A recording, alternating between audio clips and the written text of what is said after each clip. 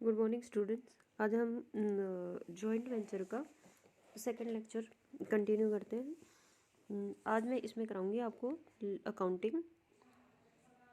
तो लेखा व्यवहार अकाउंटिंग किस तरह की जाती है जॉइंट वेंचर में। तो पहला पॉइंट है पृथक पुस्तकें रखना, संयुक्त बैंक खाता विधि। तो इसमें बुक्स अलग से बनाई जाएगी, ठीक है। इस विधि में संयुक्त साहस हेतु पृथक लेखा पुस्तकें रखी जाती है। इसमें केवल 3 खाते खोले जाते हैं। तो इसमें सारी बुक्स अलग मेंटेन होती है। अब पहला है संयुक्त साहस खाता। यह खाता लाभ हानि खाते की तरह का खाता होता है। इसमें सभी व्यय नाम पक्ष में तथा सभी आय जमा पक्ष में रखी जाती है। तो जो जॉइंट वेंचर अकाउंट होता है वो एक तरह से प्रॉफिट एंड लॉस की तरह का ही खाता होता है। इसमें हम सारे एक्सपेंसेस नाम पक्ष में लिखेंगे और सारे व्यय जो है वो जमा पक्ष में लिखेंगे। और अगर सहसासी जॉइंट वेंचर अगर कोई माल रखता है तो उसको भी हम उसके वो भी जमा पक्ष वाले खाते में जाएगा। आगे देखिए, सेकंड पॉइंट है इसमें। सेकंड जो खाता बनाएंगे, संयुक्त बैंक खाता। इस खाते का प्रयोग सभी रोकड़ व्यवहारों का लेखांकन करने के लिए किया जाता है। तो बैंक के जो भी ट्रांजैक्शन है, कैश के जो ट्रांजैक्शन है वो सारे हम संयुक्त बैंक खाता में लिखेंगे। फिर सहसासी खाता। इस खाते का प्रयोग सहसासियों से संबंधित व्यवहारों को दर्ज करने हेतु किया जाएगा। पर्सनल सहसासी से जुड़ा हुआ जो ट्रांजेक्शन्स हैं वो सब उनके पर्सनल उन अकाउंट्स में डलेंगे, ठीक है। देखो, संयुक्त बैंक खाता विधि, joint bank method. Joint bank method की ट्रांजेक्शन्स क्या है, एंट्रीज क्या है, जनरल एंट्रीज। तो पहला है for contributing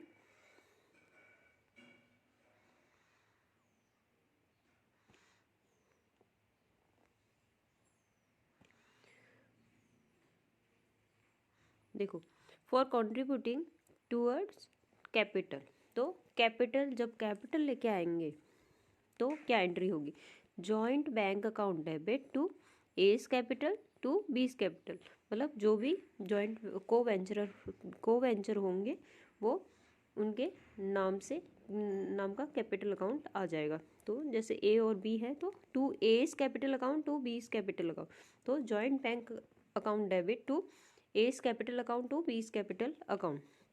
being co-venture deposited their share in joint bank. Being co-venture deposited their share in joint bank. Second है purchase of goods. Purchase of goods, तो गुड्स जब परचेज कर रहे हैं तो क्या एंट्री होगी, joint venture account debit to joint bank account. Joint venture account debit to joint bank account.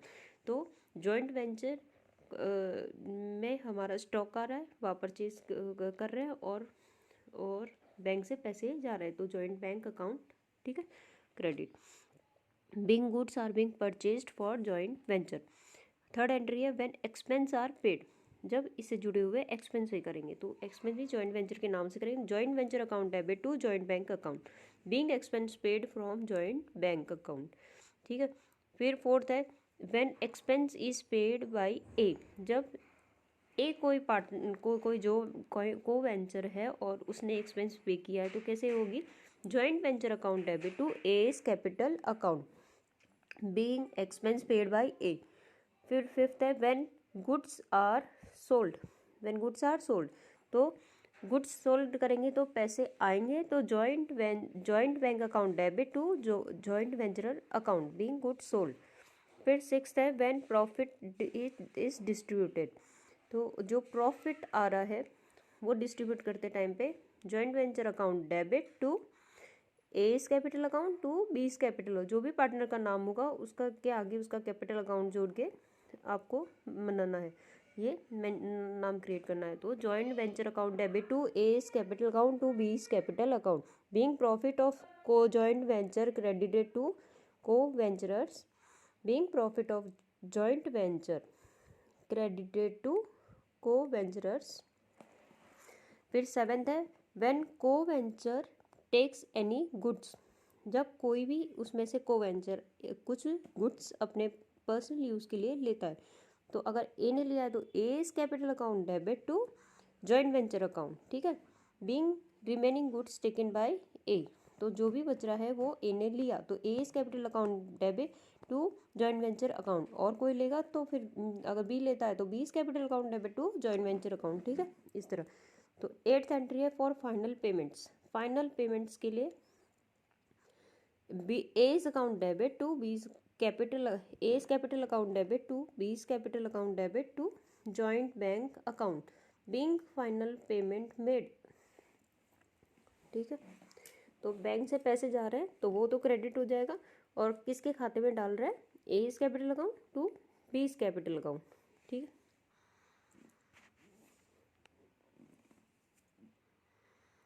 अब खाता परफॉर्मा क्या होगा जॉइंट वेंचर अकाउंट का, देखो। Joint venture account joint venture account heading डालेंगे, फिर उसका फॉर्मेट बनाएंगे debit credit particular GF amount and particular GF amount. अब इसमें देखो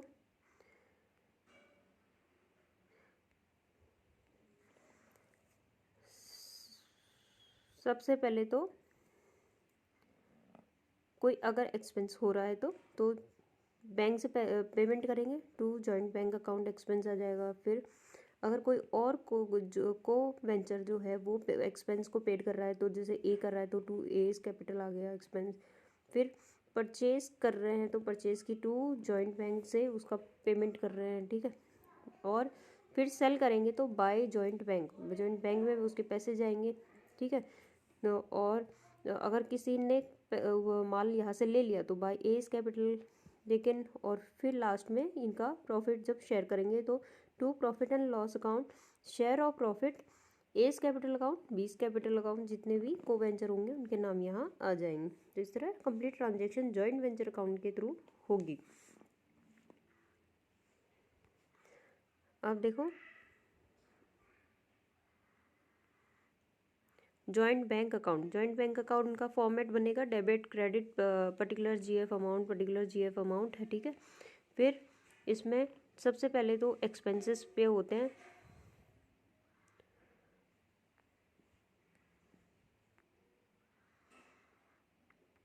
देखो सबसे पहले होगा कोई एक्सपेंस पे करेंगे बैंक से, ठीक है। पहले तो ये कैपिटल इंट्रोड्यूस करेंगे, उसके लिए to A's and to B's capital account. फिर कोई एक्सपेंस होगा तो बाय जॉइंट वेंचर अकाउंट, फिर परचेज करेंगे तो बाय जॉइंट वेंचर अकाउंट, ठीक है। फिर सेल होगा तो पैसे आएंगे तो to joint venture account sale of goods, ठीक है। और जब फाइनल पेमेंट कर देंगे तो टू बाय को वेंचर अकाउंट फाइनल पेमेंट। अब एग्जाम्पल नंबर 1 करेंगे, उदाहरण 1 रीड करती हूँ।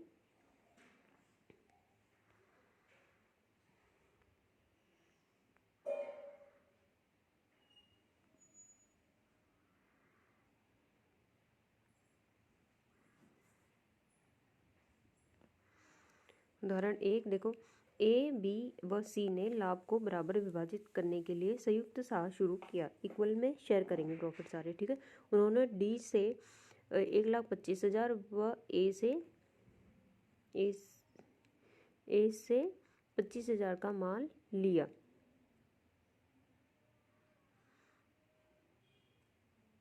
तो इन्होंने डी से 1,25,000 का माल लिया है, वह डी तो इनके पार्टनरशिप में तो कोई दिख नहीं रहा, ए बी और सी, ठीक है। जैसा दे रहे देखो कंटिन्यू करते हैं।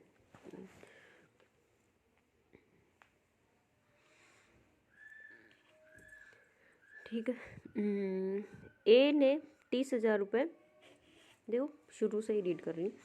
ए बी व सी ने लाभ को बराबर विभाजित करने के लिए संयुक्त साह शुरू किया। उन्होंने डी में से 1,25,000 रुपये व ए से 25,000 का माल खरीदा, ठीक है। ये माल खरीदा, ए ने 30,000 रुपये, बी ने 40,000 और सी ने 90,000 रुपये हिस्सा दिया, जो कि एक संयुक्त खाते में जमा किया गया। उन्होंने तो ये कैपिटल क्या क्या ला रहा है, 30,000, 40,000 और 90,000 का, ठीक है। इन्होंने अपना खाता डी के साथ चेक के द्वारा तय किया व 7,500 रुपये माल भाड़ा व अन्य व्यय दिए। फिर उन्होंने नगद में 65,000 रुपये का माल बेचा और ई को 1,40,000 रुपये का माल उधार माल बेचा। तो कैश में जो सेल किया है वो 65,000 का है और उधार जो कर रहे हैं वो 1,40,000 का है, जिसके लिए एक बिल स्वीकृत किया गया। स्वीकृति को बाद में नगद में 1,37,000 रुपये में बुनाया गया। ए को 5% कमीशन बिक्री पर दिया गया। तो यहाँ ए को कमीशन और मिल रहा है, देखो ये अलग से इनके लिए वर्क कर रहा है। तो जनरल प्रविष्टि दीजिए और नए खाते खोलिए, यह मानकर कि अंतिम भुगतान सभी के बीच चेक के द्वारा किया गया। तो बैंक ट्रांजैक्शन हो रहा है। अब देखो इंग्लिश मीडियम वाले बच्चों के लिए रीड कर रही हूँ। ए बी तथा and C entire into a joint venture to divide profit equally. They brought the goods from D for rupees 1,25,000 and from A rupees 25,000. Contributed rupees 30,000. A contributed rupees 30,000, B rupees 40,000 and C 90,000, which is deposited into joint bank account. They settled their account with D by check and paid rupees 7,500 for carriage and other expenses. They sold the goods for cash rupees 65,000 and to E on credit for 1,40,000, who expected the bills receivable for the amount. The acceptance was cashed for 1,37,000। तो 1,40,000 का जो bill था, bills receivable, वो 3,000 discount पे 1,37,000 इनको मिला। ए was allowed 5% commission on cell. तो ए को अलग से वो उसमें ज़्यादा सेल्स वाला काम ए हैंडल कर रहा है, उसको उसके लिए 5% अलग से कमीशन भी मेंशन किया गया है। Pass the journal entries and open the account assuming that the final settlement between the parties was made by check। तो इनके बीच में लास्ट में बैंक से सेटलमेंट हो रहा है।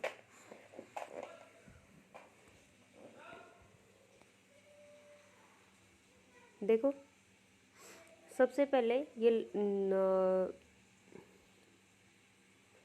माल परचेज कर रहे हैं, ठीक है। तो माल परचेज करने की एंट्री देखो, फर्स्ट एंट्री है ए बी से नहीं, उन्होंने डी से 1,25,000, वो ए से 25,000 का माल खरीदा, माल खरीदने की। तो माल जो आएगा जॉइंट अकाउंट डेबिट आएगा, जॉइंट अकाउंट डेबिट 1,50,000 और to D's account 1,25,000, to A's capital account 25,000। Being goods purchase from on credit for D and A, D और ए से माल खरीद रहे हैं। तो ये टोटल 1.5 लाख का माल खरीदा। उसके बाद में एंट्री दी है, ए 30,000 ला रहा है, बी 40 और सी 90,000 का कैपिटल ला रहा है। तो कैपिटल आ रहा है तो डेबिट क्या होगा, बैंक होगा। तो joint bank account debit to A's capital account 30,000, B's capital account 40,000 और सीज कैपिटल अकाउंट 90,000। तो ये टोटल जो हो रहा है ये हो रहा है 1,60,000, ठीक है। अब डी का अकाउंट इन्होंने सेटल किया है, ठीक है, 7,500, रुको सेटल किया है इन्होंने अपना खाता डी के साथ नाम चेक के द्वारा तय किया, वह ने फाड़ के दिए। तो डी का अकाउंट सेटल किया है, डी से 1,25,000 का माल खरीदा था, तो उसकी एंट्री करेंगे D's account debit to joint bank account 1,25,000। D से जो माल खरीदा था उसको उसका पेमेंट कर दिया है। और एक्सपेंस जो हुआ है इसके लिए कैरेज का, ठीक है, जो ये है भाड़ा अन्य व्यय जो खर्चा हुआ है उसमें हुआ है 7,500 का। तो उसकी एंट्री हुई, जो भी खर्चे हैं वो जॉइंट वेंचर के नाम से जाएंगे, joint venture account debit to joint bank account being carriage expense paid, तो 7,500 के, ठीक है। फिर देखो उसके बाद इन्होंने कैश ये दे रखा है, इन्होंने नगद में 65,000 का माल बेचा और 1,40,000 का माल बेचा, क्रेडिट में बेचा, तो इसकी एंट्री करेंगे। देखो पैसे आए तो जॉइंट बैंक अकाउंट 65,000 तो कैश में ही हो गया, अब क्रेडिट में हो जा रहा है तो C's capital account 1,40,000 to joint venture, ये सी नहीं आएगा, ई आएगा, ई को तो बेच रहे हैं हम। Being good sold on cash and to E on credit, तो ये जो यहाँ सी दिखा रहा है वो गलत दिखा रहा है, या ई कैपिटल अकाउंट आएगा, ठीक है। ई को हमने क्रेडिट में बेचा है 1,40,000 का, तो ये टोटल अमाउंट जो हो रहा है वो 2,05,000 का हो रहा है, ठीक है। Joint bank account debit 65,000, E's capital account 1,40,000 to joint venture complete कितना का हो रहा है, सेलिंग 2,05,000 की, तो being good sold on cash and to E on credit. फिर बिल्स रिसीवेबल मिल रहा है 1,40,000 का, ये इंफॉर्मेशन दी थी, तो ई ने जो माल लिया उसके लिए बिल्स रिसीवेबल दिया, कैसे पेमेंट किया, बिल्स रिसीवेबल देकर, तो bills receivable account debit to E's account 1,40,000। फिर जो वो बिल हमने रिसीव किया वो हमने बैंक में इन कैश करवा लिया, ठीक है, तो वो 1,37,000 ही आए, ऐसा इन्फॉर्मेशन दे रखा है क्वेश्चन में, तो जो 3,000 का लॉस हो रहा है वहाँ पे वो डिस्काउंट है, और वो डिस्काउंट हमको वहन करना पड़ेगा, एक तरह से एक्सपेंस हो गया जॉइंट वेंचर का, तो जॉइंट वेंचर अकाउंट डेबिट होगा, उसकी एंट्री आएगी जॉइंट बैंक अकाउंट डेबिट, जो कैश मिल रहा है वहाँ बैंक में 1,37,000 और डिस्काउंट में गया तो जॉइंट बैंक अकाउंट 3,000 और टू बिल्स रिसीवेबल क्रेडिट हो गया, तो ये बिल्स रिसीवेबल क्लोज हो जाएगा 1,40,000 में। फिर है कमीशन पे किया ए को, ए का कमीशन इन्होंने दे रखा है, तो being commission on total sale is credited to A's account, तो joint venture account debit to A's capital account, जो वेंचर के जॉइंट वेंचर के लिए तो एक्सपेंस होगा एक तरह से, उसको कमीशन देना है, ठीक है। Joint venture account debit to, और वो उसके लिए इनकम उसका अमाउंट बढ़ेगा तो टू एज कैपिटल अकाउंट में डाला, कैश में नहीं दे रहा वो अभी, ठीक है। फिर इनके देखो कमीशन में आपको फिगर दिखा देती हूँ, कमीशन की रेट क्या थी, कमीशन 5% है और 25,000 का इस पे किया है, ठीक है, तो A allowed 5% commission on sale, sale पे 5%,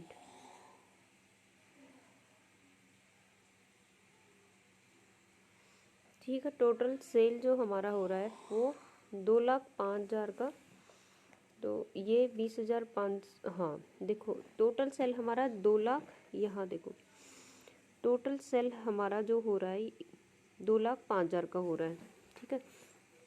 इसके ऊपर 5% निकालेंगे तो 10,250 का आएगा, ठीक है, तो ये एंट्री हम कर देंगे joint venture account debit to A's capital account, ठीक है।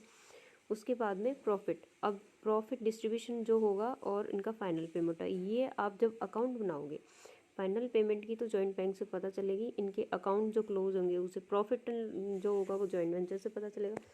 पर सबसे पहले आपको पर्सनल इनके जॉइंट खाते, इनके पर्सनल खाते बंद करने पड़ेंगे, तो देखो यहाँ पे सबसे पहले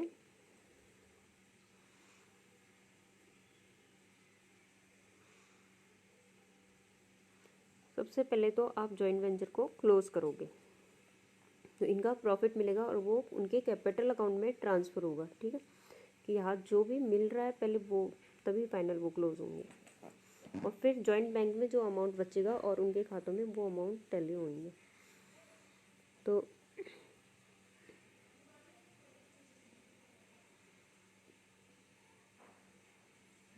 ये से नेक्स्ट लेक्चर में, चलो इसी में करा देती हूँ आपको, ठीक है। सबसे पहले जॉइंट वेंचर में हमने परचेज़ किया था, वो देखो ट्रांजेक्शन्स, सारी एंट्रियाँ आप पोस्ट करोगे 1 बाय 1, परचेज़ की हो गई दोनों से, डी से ए से, फिर कैरेज का एक्सपेंस पे किया, फिर डिस्काउंट जो आया वो डाला, ठीक है, फिर उसको कमीशन दिया वो आ गया, फिर सेल हुए थे 65,000 के 1,40,000 के, तो जो डिफरेंस आ रहा है या टैली करने के बाद यहाँ ये आ रहा है 34,250 का, और सब में इक्वल डिस्ट्रीब्यूट कर दिया, ठीक है। तो 1 रुपये एडजस्ट किए हैं, ठीक है। फिर ये हमको ट्रांसफ़र करना पड़ेगा इनके खातों में। तो ए का यहाँ पे सबसे पहले ए का खाता है, बी का खाता है और सी का खाता है। तो ए से क्या क्या ट्रांजेक्शन किए थे शुरू में, एक तो कैपिटल आए, उसके बाद में उससे परचेज़ भी किया है, ए से परचेज़ किया, उसके बाद उसको कमीशन भी पे किया है, ठीक है, और उसका शेयर इतना आ रहा है प्रॉफिट का, ये डाल दिया। अब इसकी क्लोजिंग इतने की बन रही है, मतलब इतना इसको पैसा मिलना चाहिए।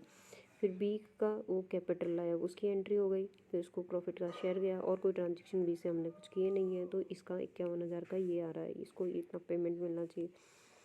फिर ये सी है, उससे भी सिर्फ कैपिटल का आया है और जॉइंट वेंचर का प्रॉफिट इतना है, तो ये इसकी क्लोजिंग आ रही है टू जॉइंट बैंक। तो ये यहाँ वाले सारे अकाउंट क्लोज हो गए। अब ये जॉइंट बैंक में भी इसी तरह सारे पहले तो कैपिटल आए, सबसे पहले कैपिटल आ गया, उसके बाद में डी को पेमेंट किया 1,25,000 का, फिर एक्सपेंस किया था 7,500, वो पेमेंट हो गया। फिर सेल किया था 65 का, फिर ई से जो पैसा आया 1,37,000 आया, जो 3,000 का वो तो जॉइंट वेंचर में गया, ठीक है। अब इनका ये फाइनल पेमेंट का ये टैली होगा, ये हमेशा टैली होगा आपका। अगर आपका जॉइंट वेंचर क्लोज करके आप कैपिटल में डालोगे, कैपिटल जब क्लोज करोगे और उसके बाद जॉइंट बैंक, दोनों को दोनों अमाउंट टैली आएंगे, फिगर सेम आएगी दोनों की, ठीक है। तो कैपिटल अकाउंट क्लोज करके और उसका जो बैलेंस आए वो आप जॉइंट बैंक में डालना, आपका जॉइंट बैंक अकाउंट टैली होगा। तो इसका मतलब आपने सारी एंट्रियाज सही की है। और अगर टैली नहीं हो रहा है तो आपको दोबारा चेक करने की ज़रूरत है कि आपने कहाँ गलतियाँ की है। ये बहुत ही इजी है, बहुत ही इजी चैप्टर, बहुत ही इजी पोस्टिंग है ये सबसे। तो आप इसको बिल्कुल भी स्किप ना करें, इस चैप्टर को ज़रूर करें। आपको पता होनी चाहिए इसमें किस तरह एंट्रियाँ होती है, इसमें कन्फ्यूजन भी नहीं होता है किसी भी अकाउंट में, बहुत ही सिंपल एंट्रियाज और बहुत ही लॉजिकल है, बार बार भूलने वाला नहीं है। एक बार एक क्वेश्चन ढंग से कर लोगे ये आपके माइंड में सेट हो जाएगा, ठीक है।